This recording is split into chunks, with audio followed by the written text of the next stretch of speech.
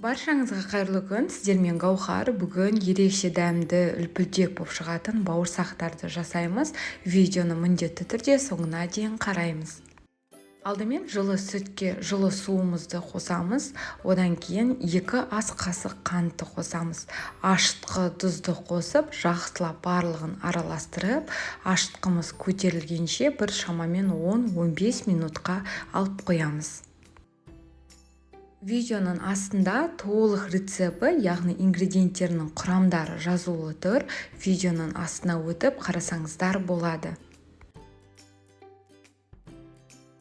15 минуттан кейін мінеки ашып қарайық. Ашытқымыз көтерілді.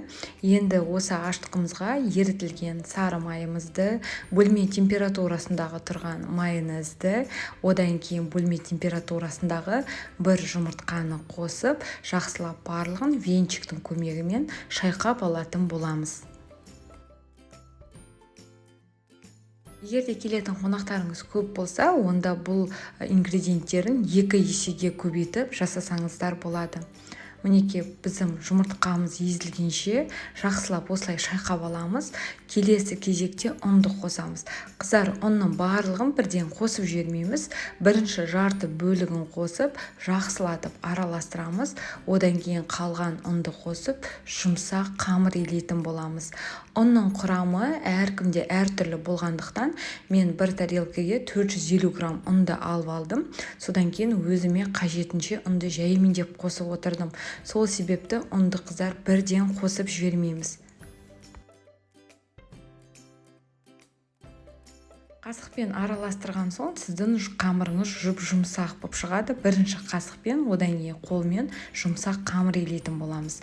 Дайын болған қамырды енді 1 сағатқа көтерілуге алып қоямыз. 15-20 минуттан кейін бауырсағымызды қамырын тағы да жақсылап қолымызда майлап бір рет басып жібереміз. Сол кезде сіздің бауырсақтарыңыз үлпілдек болып шығады.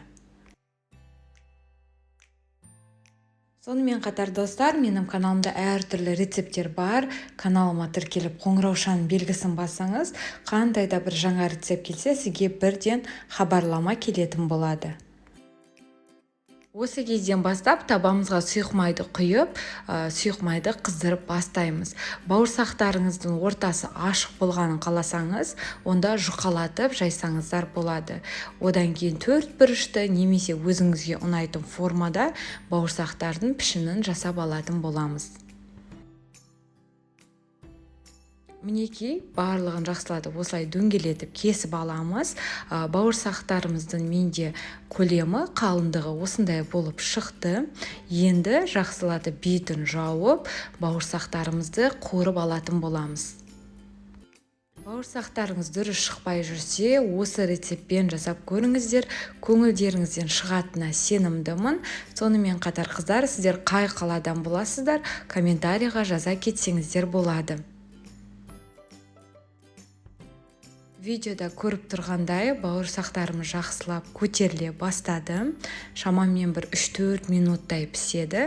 Одан кейін қалған екінші жағына аударып, бауырсақтарымызды қызыл немесе сарғыштау етіп, қажетімізше өзімізге қуырып алатын боламыз.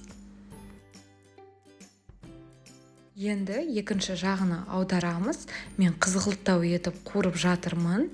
Мінеки жақсылап барлығын біркелкі осылай аударып алатын боламыз. Дайын болған бауырсақтарды енді ысылай дастарханға қоя берсеңіздер болады.